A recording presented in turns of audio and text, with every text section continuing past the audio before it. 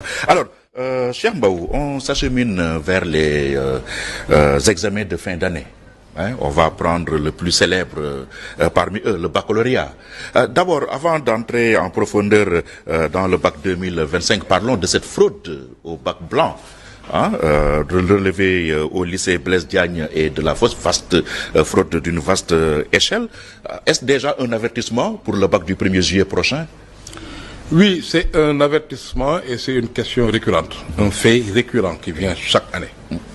Et un pays doit faire preuve d'intelligence pour dépasser certains faits. On peut traverser une difficulté, mais ça ne doit pas se perpétuer. C'est là où on reconnaît aussi la valeur en termes de leadership, en termes de maîtrise des phénomènes, pour qu'on ne soit pas seulement dans de la réaction, mais qu'on soit dans de vraies solutions. Vous avez parlé de fraude. Il s'agit en réalité de fuite. Fuite, oui. Quand il s'agit de fuite... Parce que ce n'est pas un assistant de l'ascenseur. Voilà. Fuite, ça veut dire que c'est l'affaire des adultes que nous sommes. Les adultes. Oui. C'est les responsables, soit du ministère, des responsables de la direction des examens, quand il y a fuite, les responsables d'un centre, d'un lieu d'apprentissage, d'un lycée ou d'un CEM. Quand ça vient de nous autres adultes, véritablement cela est inquiétant. Parce que quand il y a fuite, justement cela va entraîner la triche. On fait la différence entre fuite et triche. Triche, c'est les enfants. La fuite, ça vient des adultes que nous sommes. Donc nous devons avoir un dispositif qui sécurise davantage nos examens. Un adulte qui a entretenu des relations sentimentales avec une élève. Oui, quelle que soit la raison. Quelle que soit la raison. Question de déontologie. Situation sentimentale ou corruption, quelles que soient les raisons. Mais c'est l'affaire d'adultes. Et aujourd'hui, nous sommes plus prolixes quand il s'agit de triche. Donc, d'une tricherie d'élèves. Ici, nous pensons que cette question nécessite évidemment que l'on puisse sécuriser davantage notre dispositif des examens et des concours. Parce que c'est ça qui va rendre fiables nos diplômes. Ouais.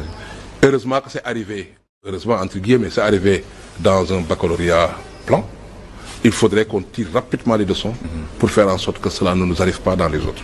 Y compris dans les autres examens qui existent. Ça, c'est un. Donc les fuites, c'est à maîtriser. Et les fuites, c'est l'affaire d'adultes.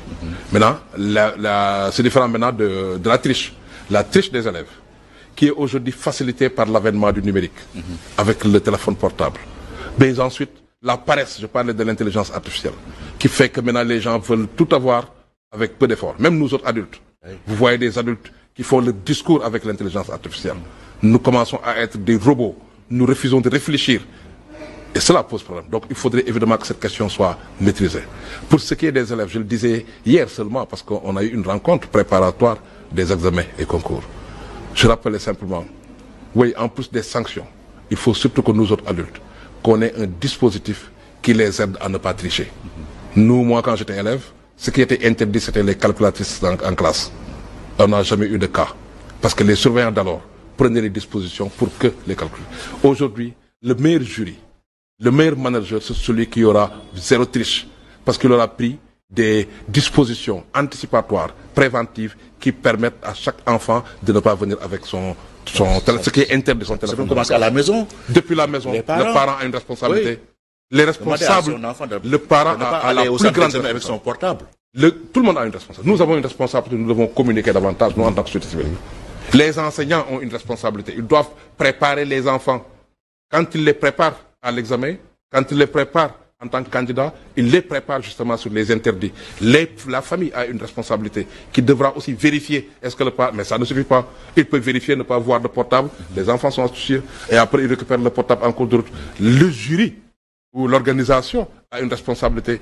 On met un dispositif à l'entrée de l'école qui permet... Donc, aidons les enfants à ne pas tricher. Accompagnons-les à ne pas tricher.